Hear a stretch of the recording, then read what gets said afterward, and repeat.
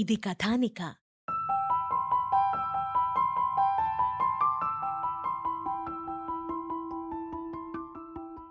నీ మగడు ఒట్టి మోసగాడు. శివయ్య మెడలోని వజ్రాన్ని దొంగలించాడంట. అందరూ అనుకుంటున్నారు. ఇక వాడు నీ దగ్గరికి రాడు. నా మాట విని నాతో వచ్చేయ్ అన్నాడు. ఆమె రానన్నట్లుగా అడ్డంగా తల ఊపి లేవబోయింది. హఠాత్తుగా నొప్పులు ప్రారంభమయ్యాయి. సహాయం చేసేవారు లేక ఉన్న ఒక్కగానొక్క తండ్రి ఏం చెయ్యలేకపోవడం మూలాన పిల్లాన్ని కని ప్రాణాలు కోల్పోయింది ఠాకిని. సరిగ్గా అదే సమయానికి ఆరుద్ర కనతకి బలంగా కర్రదెబ్బ తగలడంతో అక్కడికక్కడే మృతి చెందాడు. వాళ్ళిద్దరూ ఒకప్పుడు అనుకున్నట్లుగానే ఒకేసారి చనిపోయారు. అక్కడ ఠాకిని, ఇక్కడ ఆరుద్ర. ఇతడి శవాన్ని కన్నవారితో సహా ఎవ్వరూ ముట్టుకోవడానికి వీల్లేదు. ఇతన్ని మన ఊరివాడిగా పరిగణించట్లేదు కాబట్టి అనాథ శవంలాగా దహనం చేద్దాం అని అప్పటికప్పుడే శ్మశానంలో ఏర్పాటు చేయించి కాటికాపరి చేత తగిలెట్టిచ్చేశారు. ఒక్కగానొక్క కొడుకు ఊరివాళ్లతో దొంగ అని ముద్ర వేయించుకొని అనాథ శవంలా తగలబడిపోవటం మణికంఠ తట్టుకోలేకపోయాడు. ఇంటికెళ్ళి తలస్నానం చేసి జరిగిందంతా భార్యకు చెప్పాడు. ఆవిడ కన్నీరు మున్నీరైంది. అక్కడ జిస్వా అర్ధరాత్రి కూతురి శవాన్ని భుజం మీద మోసుకుంటూ వెళ్ళి కొండమీద రాబందులకు వదిలేశాడు. తరువాత గుహకొచ్చి మనవణ్ణి ఎత్తుకొని తనతో తీసుకుపోయాడు. తెల్లవారుతుండగానే మణికంఠ స్నానం చేసి శివుడి దగ్గరికి వెళ్ళి నిష్టగా పూజ చేసి, తమ రక్తం సాంప్రదాయం పంచుకొని పుట్టిన బిడ్డ తప్పు చేయడం మాట అటుంచి అసలు అలా ఆలోచించలేడని, తాము తరతరాల్నుంచి ఆరాధిస్తున్న ఆ శివుడి వజ్రాన్ని దొంగలించేంత పెద్ద తప్పు చేయడు కాక చేయడని, అలా చేసింది ఎవరైనా శివుడి గొంతులోని హాలాహలానికి బలి కావాలని కోరుకుంటూ అలా రాత్రిదాకా శివుణ్ణి ధ్యానిస్తూ ఉండిపోయాడు.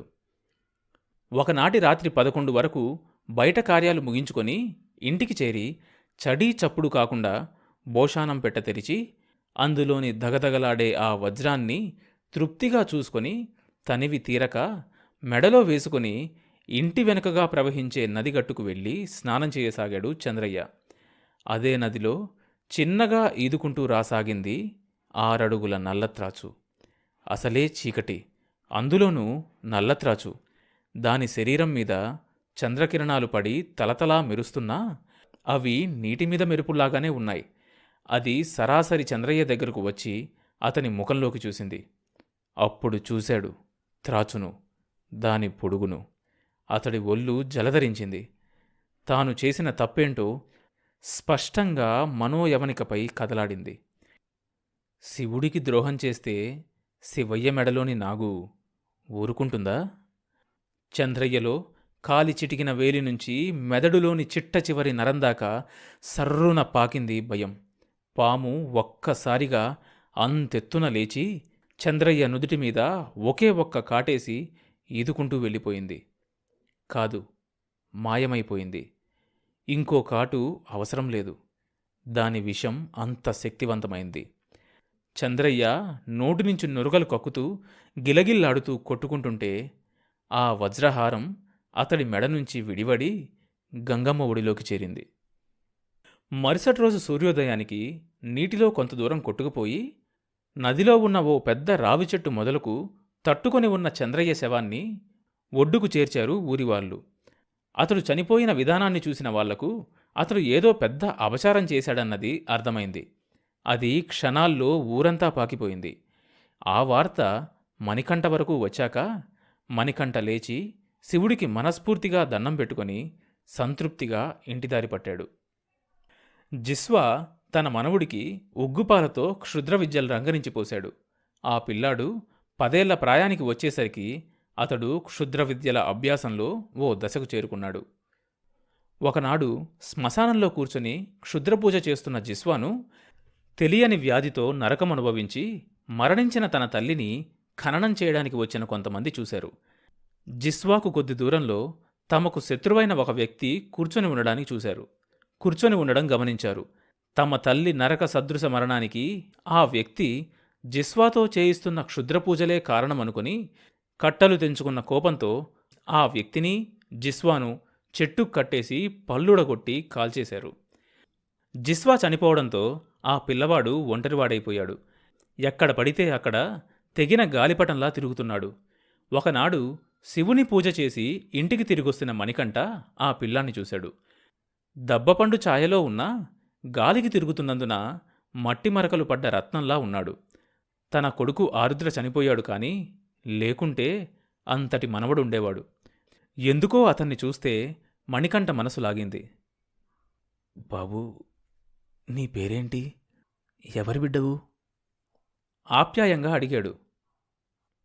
నా పేరు మోక్ష. నేను పుడుతుండగానే అమ్మా నాన్న చనిపోయారట. నన్ను మా తాత పెంచి పెద్ద చేశాడు. జిస్వా పేరు వినగానే ఠాకిని, ఆరుద్ర జ్ఞాపకాల్లో మెదిలి అప్రయత్నంగా కళ్ళల్లో నీళ్లు తిరిగాయి. అంటే అంటే ఈ పిల్లవాడు తన మనవడేనన్నమాట. భగవంతుడు వాణ్ణి చేరవలసిన చోటుకే చేర్చాడు అంటూ మనసులో అనుకొని శివుడికి దండం పెట్టుకున్నాడు మణికంఠ. ఆ పిల్లవాడు జిస్వా పెంపకంలో క్షుద్రోపాసకుడుగా, తాంత్రిక విద్యలో అభ్యాసకుడిగా మారినట్లు గ్రహించాడు. నీ తాతయ్యను. అనుకోని పరిస్థితుల్లో నువ్వు అక్కడ పెరగాల్సొచ్చింది. ఇక నుంచి నిన్ను నేను కంటిపాపలా పెంచుకుంటాను నాన్నా. ఈ వయసులో మాకు భగవంతుడిచ్చిన వరంరా నువ్వు అంటూ తన మనవణ్ణి కౌగిలించుకొని కన్నీటి పర్యంతమయ్యాడు మణికంఠ. తన మనవడికి మోక్షజ్ఞ అని నామకరణం చేసి దైవీక సంబంధమైన ఆచారాలు అలవాటు చేశాడు. మనవడితో, నువ్వింకెప్పుడు క్షుద్రపూజలు చేయనని నాకు మాటివ్వాలి, సరేనా అన్నాడు. అలాగే తాతయ్య, సంతోషం వ్యక్తం చేశాడు మోక్షజ్ఞ. అతడికి కూడా ఆ ఊర్లో ఒక రక్త సంబంధం ఉండడం ఎంతో ఆనందాన్నిచ్చింది. ఒక మంచి రోజున తన మనవడికి నామకరణం చేసి ఉపనయన కార్యక్రమం పూర్తి చేసి అతడికి ఆచార వ్యవహారాలు, పూజ క్రతువులు అభ్యాసం చేయించసాగాడు. మోక్షజ్ఞ కూడా ఈ తాతయ్య దగ్గర పూర్తిగా ఓపిగ్గా అన్నీ నేర్చుకున్నాడు. క్షుద్రోపాసనకు, దేవతల ఉపాసనకు ఎంత తేడానో అతనికి క్రమంగా అవగతమవుతోంది. పైగా ఇన్నాళ్ళు తను తప్పుడు మార్గంలో ఉన్నట్లు అనిపించసాగింది. మోక్షజ్ఞ మణికంఠతో నిష్టగా ఉండడం, పూజలు పునస్కారాలు చేయడం చూసిన ఊరి జనం మోక్షజ్ఞను అభిమానించేవారు, గౌరవించేవారు. ఒకరోజు మణికంఠ, మీ అమ్మానాన్నలు బతుకుండుంటే ఎంత బాగుండేది. వాళ్ళ ప్రేమను నేను అంగీకరించి ఆదరించి ఉండుంటే ఇప్పటికీ బతికే ఉండేవాళ్లేమో. నా కొడుకు నా కళ్ళ ముందే కదలాడుతూ ఉండేవాడు. ఈ ముసలి ప్రాణాలకు ఓదార్పు చిక్కేది.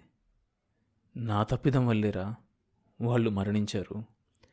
ఈ వయసుడిగిన సమయంలో నాకు ఈ శిక్ష పడాల్సిందే అంటూ కళ్ళనీళ్లు తుడుచుకుంటూ అన్నాడు మణికంఠ. ఆ తర్వాత, మోక్షజ్ఞ, నీకు కొన్ని ముఖ్యమైన విషయాలు తెలుసుకునే వయసొచ్చిందని నా నమ్మకం. మీ తాతయ్య జిస్వా క్షుద్రోపాసకుడు. ఆయన కూతురు ఠాకిని, మీ అమ్మ, క్షుద్రదేవతలను ఆరాధించడాన్ని సామాన్య జనం హర్షించరు. మనదేమో దేవుళ్లను పూజించే సాంప్రదాయం. మా తరాలన్నీ ఇక్కడి శివుణ్ణి ఆరాధించి తరించాయి. నేను అలాగే పూజించి నా తదనంతరం మా అబ్బాయి ఆరుద్రను శివపూజకు నియమించాను. ఒకరోజు ఊర్లో తిరుగుతున్న మీ అమ్మను మంత్రతంత్రాలతో ఊరికి అపకారం చేస్తుందనుకొని చెట్టుకు కట్టేసి కాల్చేయపోతే మీ నాన్న ఊరి వాళ్ళని అడ్డుకొని మీ అమ్మను కాపాడాడు. ఆ తర్వాత మీ అమ్మా నాన్న ప్రేమించుకున్నారు. మీ నాన్న కోసం క్షుద్రోపాసన వదిలి దైవోపాసన చేయడం మొదలెట్టింది మీ అమ్మ. శివుడు ఉండే పరిసరాలు శుభ్రం చేయడం, పూజకు కావలసినవి సిద్ధం చేయడం చేసింది. ఇవన్నీ నాకు వాడి ద్వారా, ఊరి వాళ్ళ ద్వారా తెలిసాయి. ఒకరోజు మీ అమ్మను మన ఇంటికి తీసుకొచ్చి పెళ్లి చేసుకుంటానన్నాడు.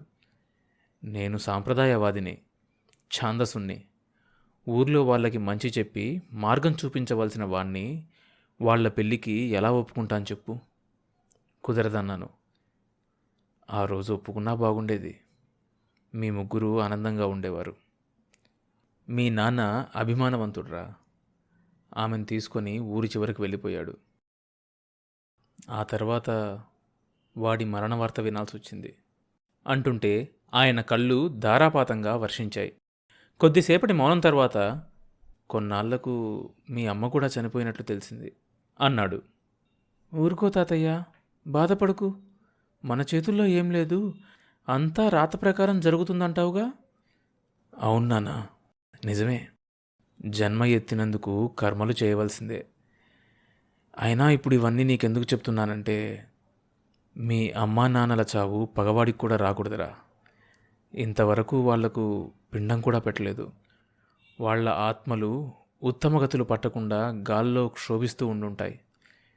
నీకు ఒడుగు చేశాను కాబట్టి మీ అమ్మా నాన్నలకి నువ్వు పిండం పెట్టచ్చు. పెడతావా అడిగాడు. పెడతా తాతయ్య. వాళ్ల ఒళ్ళో ఎలాగూ పెరగలేదు. కొడుకుగా వాళ్ళ కోసం నేనేం చేయలేదు. కనీసం పిండ ప్రదానం చేసి రుణం తీర్చుకుంటాను అన్నాడు. మణికంఠ తిథి చూసి ఒకరోజు మోక్షజ్ఞ చేత కర్మ చేయించి పిండాలను ఆవులకు తినిపించమన్నాడు. మోక్షజ్ఞ 3 పిండాలను ఒక వాయసపిండాన్ని కుట్టుడాకులో సర్దుకొని వాయసపిండాన్ని కాకులున్న చోట పెడితే అవన్నీ తుపాకీ శబ్దానికి బెదిరినట్లు బెదిరి తలో దిక్కు ఎగిరిపోయాయి. పోనీలే, అవి తర్వాత తింటాయి. పెద్ద పిండాలను ఆవులకు పెట్టడానికి తీసుకెళ్ళు అన్నాడు మణికంఠ. కట్టేసుండి అప్పటిదాకా ప్రశాంతంగా తిన్న గడ్డిని నెమరేసుకుంటున్న ఆవులు మోక్షజ్ఞ పిండాలను తీసుకుని తమ వద్దకు వస్తుంటే ఏదో పులి మీదకొస్తున్నట్లు భయంతో కళ్ళు నోరు పెద్దవి చేసి కట్లు తెంచుకోవడానికి విపరీతమైన ప్రయత్నం చేశాయి. వద్దు మోక్షజ్ఞ, వద్దు. వాటి దగ్గరికి వెళ్ళొద్దు. నీ తల్లిదండ్రుల పిండాలను గ్రహించడానికి అవెందుకో భయపడుతున్నాయి. దానర్థం వాళ్ళు ప్రేతాత్మలుగా భయంకరంగా తిరుగాడుతున్నారు అన్నాడు. ఇలా ఒక్కసారి కాదు, పిండాలు పెట్టిన ప్రతి సంవత్సరం అలాగే జరిగేది. కొంతకాలానికి తాతయ్య మణికంఠ, ఆ తరువాత మరో 6 నెలలకు నానమ్మ కళ్ళు మూశారు. మళ్ళీ నేను ఒంటరినైపోయాను అంటూ ఆ కథను నీల్కు చెప్పడం ముగించాడు మోక్షజ్ఞ.